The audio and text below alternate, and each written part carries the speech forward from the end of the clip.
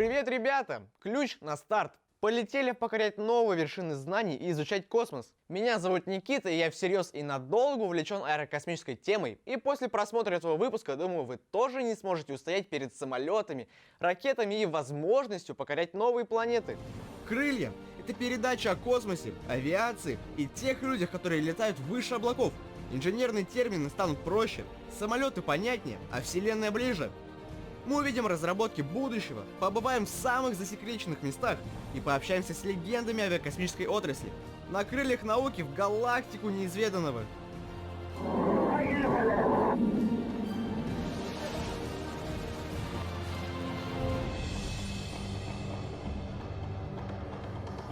Скоро у нас в Башкортостане может появиться новая отрасль – производство беспилотной авиации. Представляете, будут создаваться уникальные двигатели, датчики, сенсоры, приборы машинного зрения, системы управления, стабилизации, передачи и обработки информации. А раньше все эти датчики заменял один человек.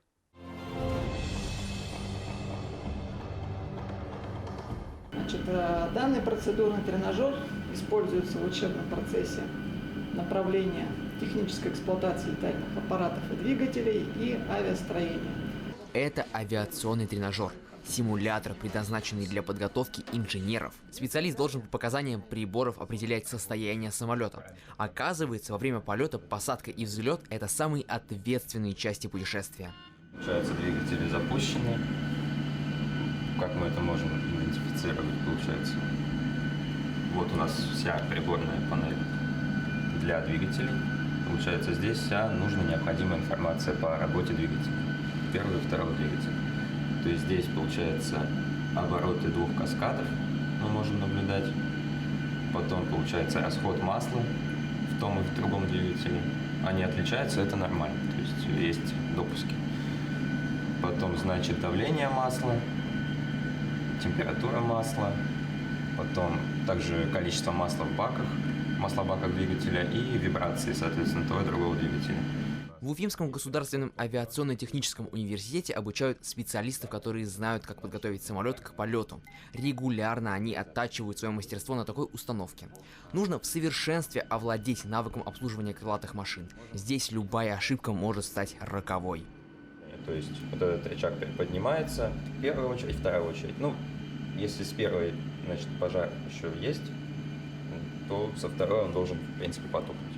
Получается, если мы сейчас повернем штурвал, мы увидим, что стрелки поменяли свое положение. Значит, все в штатном режиме прошло. То есть мы сейчас поворачиваем налево. Также направо.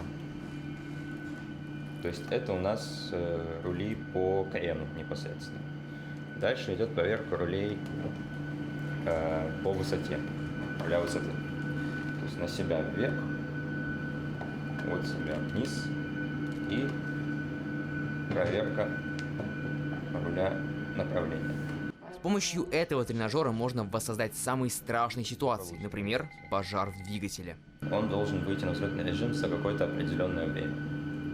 Вот, соответственно.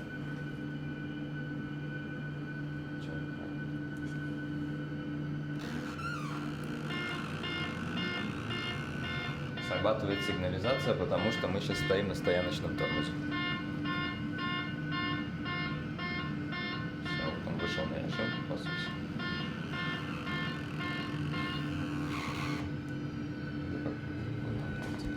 15 секунд. Комплект лабораторного оборудования предназначен для имитации работы и приобретения навыков предполетной проверки оборудования сразу на нескольких самолетах.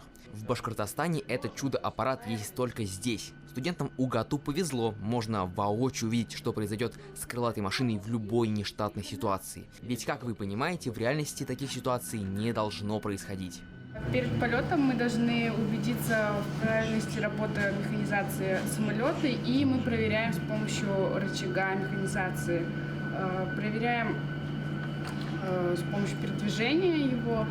Можно видеть на шкале, что стрелка работает, механизация исправна, и возвращаем в исходное положение. Самолету нужен большой штат высококлассных специалистов. У каждой крылатой машины есть авиатехник, который производит проверку перед полетом. Здесь нельзя упускать даже мелочи. Кстати, такому специалисту нужно постоянно учиться, просто получить профильное образование, и все.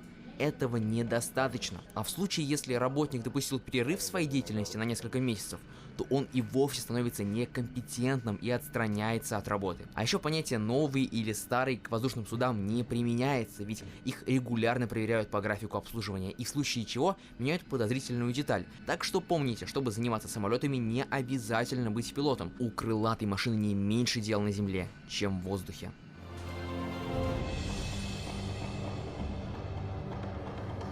Своих героев нужно знать в лицо. Тем более, что мы с ними живем в одном времени, ходим по одним улицам, заходим в одни и те же парки, скверы. Герой следующей рубрики знает все об управлении крылатыми машинами.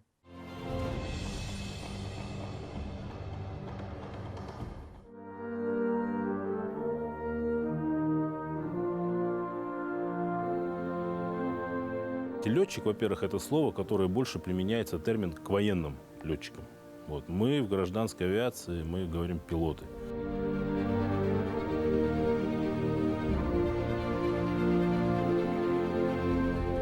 Ребятишки оказываются на аэродроме, увидят самолет, как это было, кстати, у Валерия Павловича Чкалова. Валерий Павлович Чкалов, он тоже, что у него отец работал на пристани, и, соответственно, он однажды увидел этот самолет, тогда эти были гидропланы, и вот он загорелся и стал летчиком. Авиация – это вообще от ребенка, потому что какие ты испытываешь эмоции, когда ты занимаешься авиацией? Спонтанность – это свобода, это увлеченность, это, не знаю, это очарование, условно говоря, да, это какая-то такая эмоция, такая очень такая захватывающая.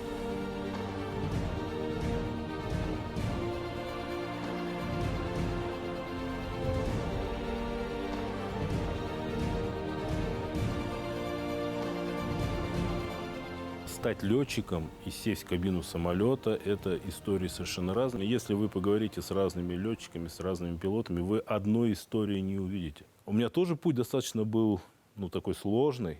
Вот. Вообще легких путей таких вот не бывает. Обычно, если путь очень легкий, он потом не очень ценится. Понятно, что если по состоянию здоровья не получается там пойти в летчики, можно пойти в диспетчеры, можно управлять движением этих самолетов. Да? То есть вариантов очень много разных. Главное – напористость. Вот очень такой главная напористость, то есть верить в свою мечту.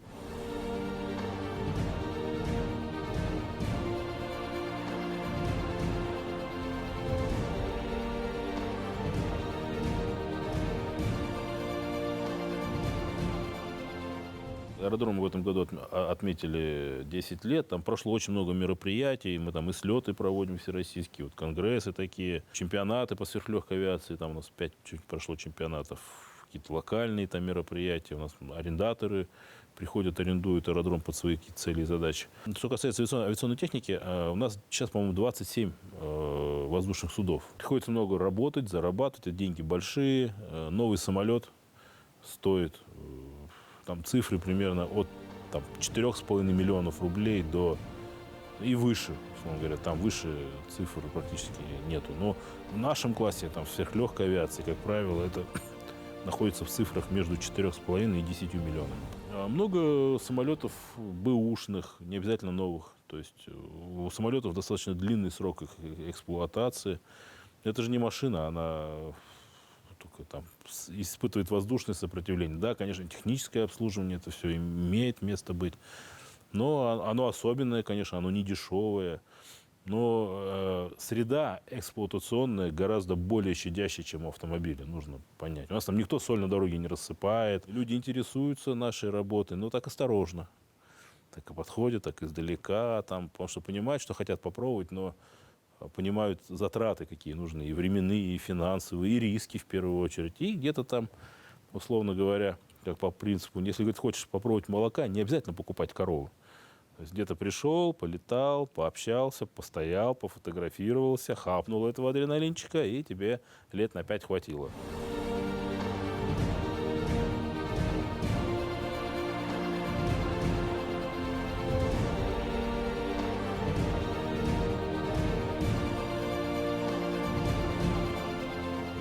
Если, конечно, есть целенаправленная такая цель, там, стать пилотом большого Боинга, то надо хорошо учиться в школе, сдать, значит, ЕГЭ и ориентироваться сразу на летное училище. Там у нас они Санкт-Петербургское училище, Ульяновское. Прямо туда вот целенаправленно идти и не тратить время на, скажем так, вот аэроклубы. Но в аэроклубах можно параллельно заниматься для того, чтобы освоить. Потому что современные самолеты, они более, это как такие роботы, такие программные комплексы.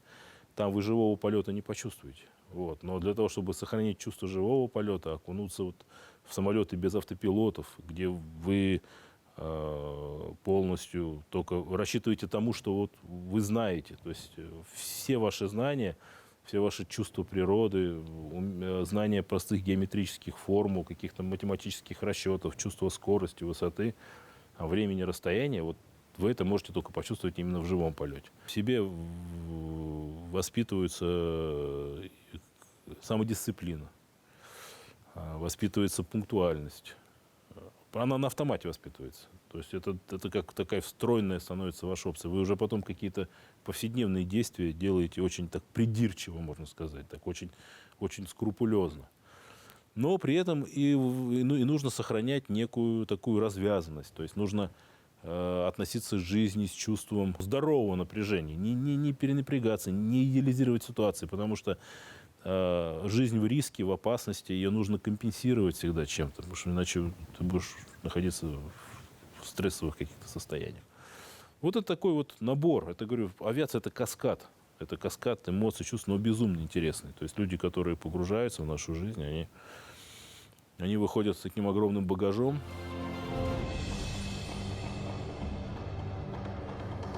Уфимское производственное приборостроительное объединение – это одно из крупнейших промышленных производственных объединений авиационного приборостроения в СССР, а затем в России и СНГ. На таком производстве есть свои достижения, есть свои традиции и, конечно же, музей.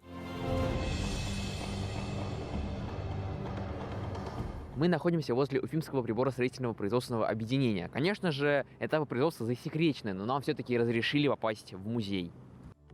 Уфимское приборостроительное производственное объединение – одно из крупнейших промышленных производственных объединений авиационного приборостроения. Здесь выпускаются системы автоматического управления летательными аппаратами, бортовые вычислительные комплексы, изделия производственно-технического назначения. Потребителями продукции являются авиазаводы и авиационные технические базы, самолеты гражданского и военного назначения. Космические летательные аппараты летают благодаря светлым умам инженеров и конструкторов этого завода. Мы в музее, где собраны все самые главные разработки за почти 60-летнюю историю. Владимир Никитич, насколько я знаю, этот завод внес очень большой вклад в создание технического оснащения для космоса и авиации. Вы не могли бы рассказать поподробнее об всяких там проводках, штуках железных, как бы более таким своим языком, потому что вы явно более сведущ в этом. Хорошо. Дело в том, что наш завод в структуре МАПа, это МАП Министерства авиационной промышленности в старое время называлось, уникальный завод был, где по, соответственно, письменному запросу Королева Сергея Павловича нашему заводу МАП разрешил участвовать в космической программе. Выпускали мы некоторые блоки, и много достаточно больших блоков, это для аэрофотосъемки поверхности. Затем мы освоили параллельно производство блоков, много наименований, для пилотируемых кораблей и для грузовиков типа «Прогресс». На пилотируемые корабли выпускали и выпускаем, продолжаем блоки коммутации, блоки управления, блоки различного рода назначения. Ну, в частности, вот здесь представлены несколько блоков у нас, и в том числе один блок, соответственно, коммутации. Этот блок достаточно уже, хоть и разработан давно, но настолько надежный, что, соответственно, отказов на этом блоке нет. Объясню проще, для чего нужны блоки коммутации. Они предназначены для управления исполнительными механизмами. С помощью них переключаются контакты и переходят в действие разные системы летательной машины. Каждое реле блока коммутации может быть запрограммировано абсолютно по-разному, как того требует аппарат. Вот этот блок одновременно делает до 10-12 человек и делает достаточно долгий срок. Надежность, в первую очередь, должна быть обеспечена. Это вот что касается аппаратов космического направления. Для каждого корабля набор свой, до 30-35 наименований, и наш завод, наш АО ППО выпускает это по сегодняшний день и собирается выпускать эти блоки еще дальше.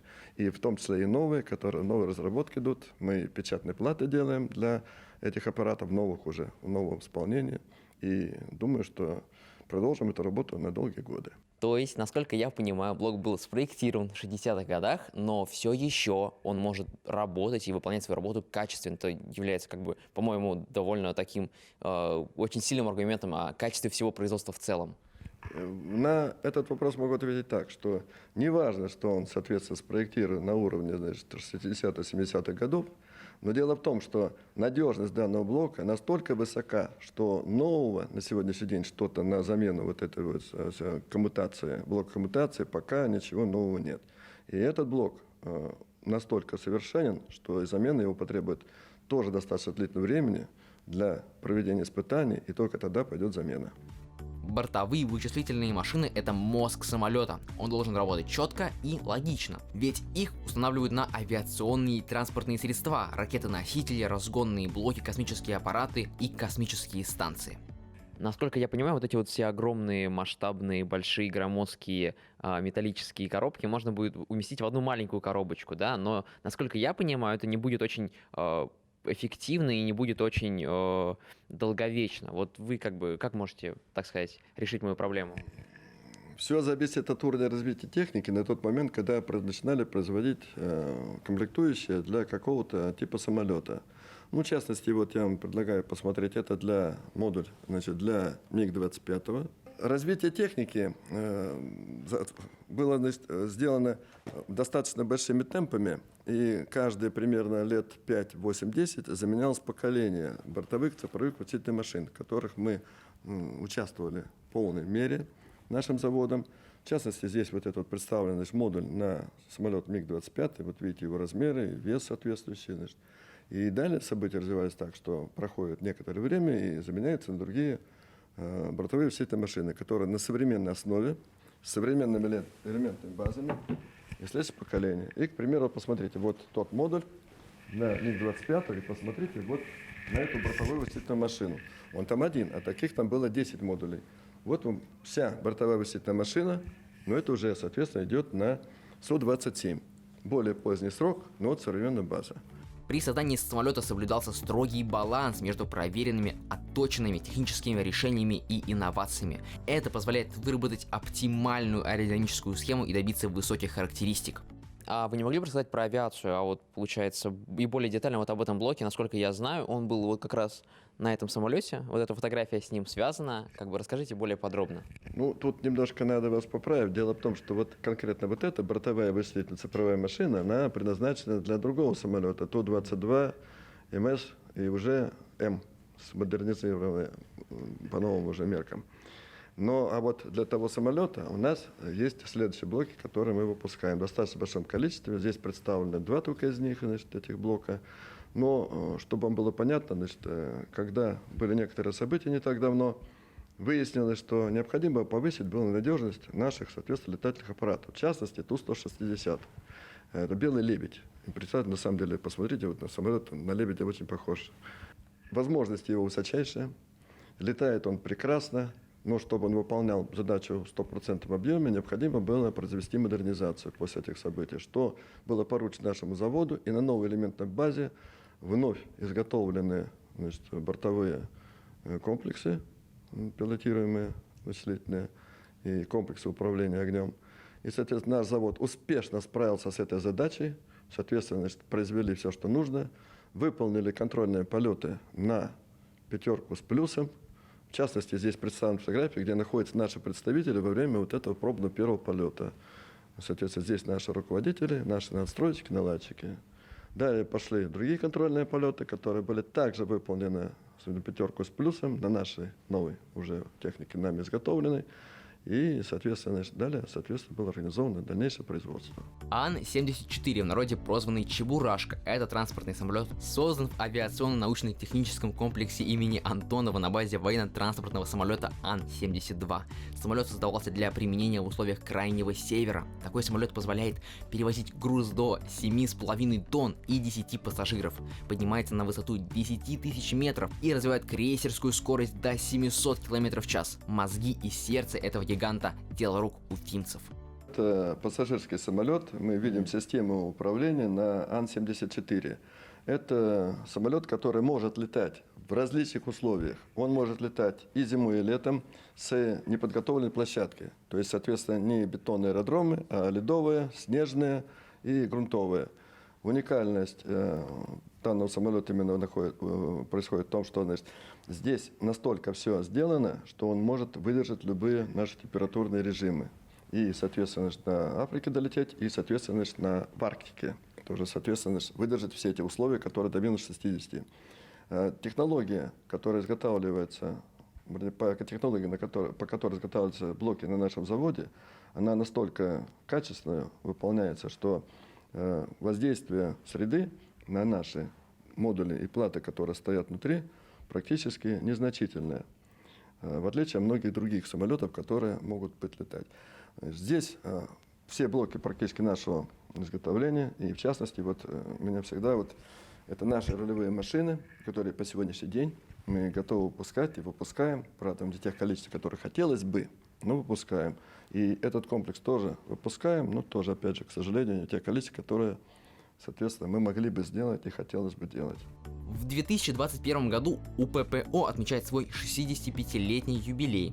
Несмотря на свой солидный возраст, он остается одним из лучших предприятий приборостроительной отрасли в стране. Предприятие участвовало в создании космических кораблей «Восток», «Восход», транспортных кораблей «Союз», «Прогресс», орбитальных станций «Салют» и «Мир». В этом музее собраны достижения наших конструкторов аэрокосмической сферы. Наверное, в каждом самолете нашей страны стоит хотя бы одна деталь, которая была собрана именно на этом заводе.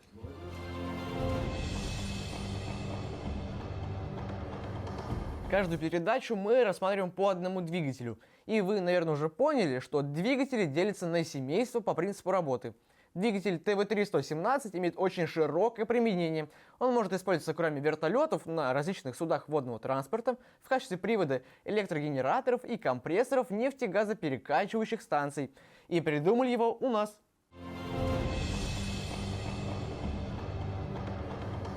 Пришло время рассказать о турбовальном двигателе. Турбовальный двигатель отличается от других газотурбинных двигателей тем, что в нем не создается реактивная тяга, а полезная мощность берется из вращения вала. Перед нами один из самых ярких представителей этого семейства. Это двигатель ТВ-3-117, разработанный в конструкторском бюро под руководством Владимира Яковлевича Климова. При нем работы начинались, продолжались уже при заместителе и сподвижнике Климова Сергея Петровича Изотове. Он же и в конечном итоге значится главным конструктором этого двигателя. ТВ-3-117 – это семейство авиационных турбовальных двигателей, которые были разработаны в 1972 году и начали свое производство в том же году в городе Запорожье, что на Украине. В годы войны жили и работали в нашем городе. Их КБ оказалось в эвакуации и работало на базе нашего моторостроительного завода. Родители этого двигателя так или иначе, получается, связаны с нашим городом. Эти двигатели чем хороши? Они являются одними из самых надежных и самых экономичных двигателей вообще во всем мире. Многие вертолеты летают, как говорится, быстрее на наших советских двигателях. Двигатель массовый, потому что он применяется на всех современных вертолетах Миля, начиная Ми-8 последних модификаций, Ми-24, Ми-28, Ми-28Н. Кроме того, это практически все современные вертолеты Камова. К-27, К-29, К-31, К-32, знаменитые К-50 «Черная акула», К-52 «Аллигатор». Все оснащаются этим двигателем. Он удовлетворяет всем жестким требованиям, предъявляемым к боевым и гражданским винтокрылым машинам. С нашей республикой Данная разработка тесно связана, потому что все современные вертолеты, выпускаемые на Кумертауском авиационном предприятии КУМАП, все укомплектовываются вот этим очень надежным, мощным двигателем. Такой двигатель является предметом национального достояния и гордости.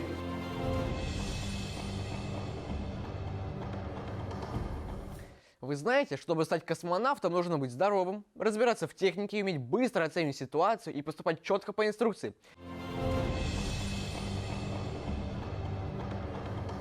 Высотно-компенсирующий костюм, он выполнен из плотной ткани и имеет, вот мы видим, шнуровку и такие вот шланги, по которым подается сжатый воздух. За счет этого натягивается вот эта вся система шнуровки и обжимает тело летчика для того, чтобы он на больших высотах мог нормально работать. И в случае разгерметизации кабины, если такая произойдет, надуваются вот эти вот резиновые шланги, зажимается все тело и предотвращается вот, неприятные явления, которые могут происходить при резком перепаде давления. Внутри у человека в крови одно давление, если кабина происходит, ее разгерметизация, там давление падает, вот эта система позволяет обеспечить жизнедеятельность и выполнение поставленной боевой задачи для летчика. Будущее за космосом, а за нами новые открытия и технологии. К покорению новых высот и дальних планет активно готовимся. Уверен, что кто-то по ту сторону камеры – будущий космонавт, летчик-испытатель или гениальный инженер. Крылья есть, летим навстречу неизведанному. Пока.